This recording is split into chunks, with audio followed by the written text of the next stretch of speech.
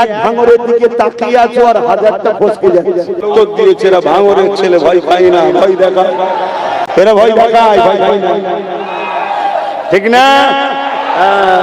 মাথা কাজ করছে না। কলকাতার পাশে এত বড় একটা পাওয়ারফুল মুসলমান এলাকা থাকবে, এটাকে এয়ারপোর্টের নামে নিতে হবে, এগুলোকে তাড়াতে হবে।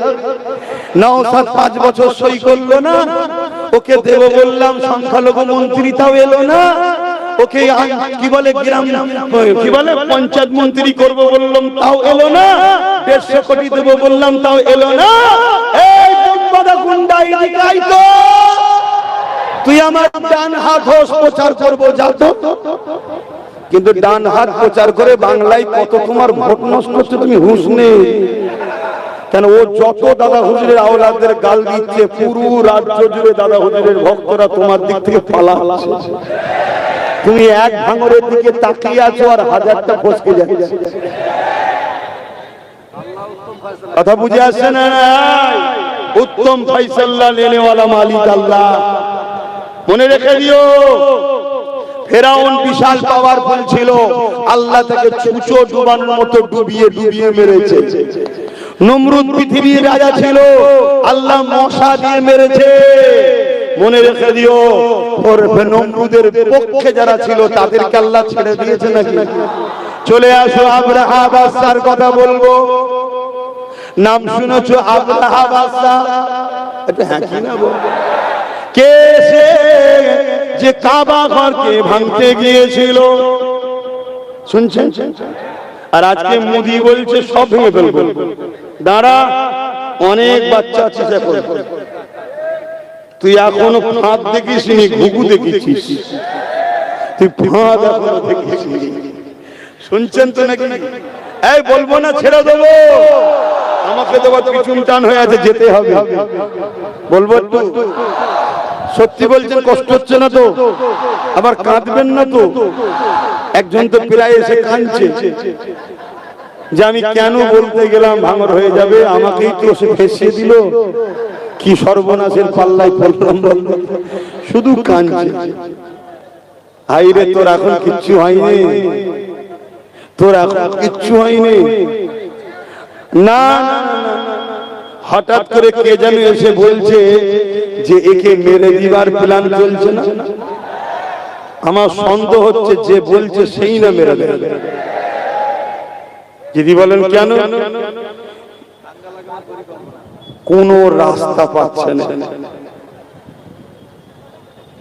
খারাপ লিখছেন? আর একটা বক্তব্য দিয়েছে না, 2 লক্ষ চাকরির ব্যবস্থা হবে।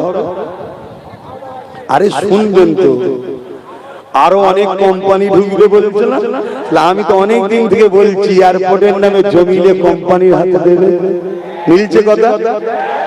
অলরেডি টাকা অ্যাডভান্স নিয়েছে, ছুঁচো গিলা টাইপের হয়ে গেছে, খিদে পেয়েছে, সাপক করে গিলে নিয়েছে। গিলে দেখছি কি গন্ধ, না গিলতে পারছে, পেটেরও জ্বালা, উগলাতেও পাচ্ছে না। টাকাটা বড় অঙ্ক নিয়ে ফেলেছে, আর নওশাদ সই করে না বলে দিতেও পারে। যেমন হোক করে একে হারা, আমার লোক বসা, সইটা করে দে, এয়ারপোর্টের নামে অ্যাকোয়ার করে নিয়ে উচ্ছেদ করে বড় বড় কোম্পানির হাতে তুলে দেবে। ভাঙরের যুবকেরা, বাপ দাদার কবর ছেড়ে চলে যাবি, মসজিদ ছেড়ে চলে যাবি, সেদিন তো বন্দুকের সামনে দাঁড়াতে হবে। আজকে বন্দুকের সামনে না দাঁড়িয়ে সেদিকের বন্দুকের সামনে দাঁড়াবার প্রয়োজন হবে না, যদি আজকে ঠিক জায়গাতে ঠিক দিনে। আমার কথা অসুবিধা হচ্ছে কি গো? আমার বাপ জানেদের অসুবিধা হচ্ছে যে হুজুর জলসে এসে বলছে কেন তুই রাজনীতির ব্যানারে ধর্ম বিরোধী করিস কেন?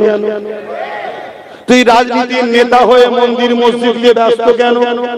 ঠিক না? তুই কেন নিউ টাউনে মসজিদ করতে দিলি না? এটা তোর কাজ। ভাই শোনো, তুই কেন ইফতার পার্টির নামে ধর্ম খেলে রাজনীতিতে ঢুকালি? তুই কেন মসজিদে ঝান্ডা নিয়ে ঢুকে যাচ্ছিস? কথা শুনছেন? ও তুই করলে সব ঠিক, আর আমার নবীর মেম্বারে, নবীর ঘরের ছেলে, নবীর বংশের ছেলে, নবীর গোলাম যখন নবীর উম্মতদের দুশমনকে চিনাচ্ছি যে এটা তো দুশমন রে, এটা তো দুশমন, এটাকে আপনি তখন বলবেন, ও শুনবেন তো, আপনি তখন বলবেন যে ভাইজান এই কোরআনিয়া মাহফিলে কেন বলছেন, তার মানে কিছু সমস্যা আছে। তুই তো বলবি না রেড রোডে কেন যান, শুনছেন তো নাকি? তখন তো বলিস না যেটা আমাদের নামাজ, ওখানে মা মুসলিম মা বোনেদেরও যেতে নেই, আপনি কেন আসেন বলেছেন? তাহলে সমস্যা আছে, ঠিক না বেটি? তো খুব ভালো করে শোনেন,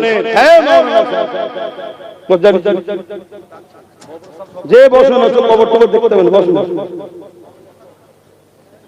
বসুন, যার যা বলার দরকার লিখে দিতে পারবেন, বিচখানে ডিস্টার্ব করো না, একটা লাইনে কথা বলছি,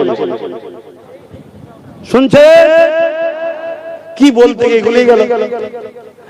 এখন কেউ যদি বলে যে ভাইজান বাবাজি হুজুর এই সব কথা কেন বলছেন, আমি একটাই উত্তর দেবো, ফেরাউনের বিরুদ্ধে মুসা নবী যদি বলতে পারে, নমরুদের বিরুদ্ধে যদি ইব্রাহিম নবী বলতে পারে, এজিদের বিরুদ্ধে হোসাইন পাক যদি বলতে পারে, আর কি বলে ব্রিটিশের বিরুদ্ধে দাদা হুজুর যদি বলতে পারে, সেসব জালিম শাসক ছিল না ছিল না, আজকে তাদেরই তো দেখানো রাস্তায় নবীর গোলাম, আজকে জালিমদের বিরুদ্ধে তো বলতেই হবে, এবং বলার জায়গা এটাই তো, এখান থেকেই তো হক কথা বলা হয়। জোরে বলুন সুবহানাল্লাহ, আরো জোরে বলুন সুবহানাল্লাহ।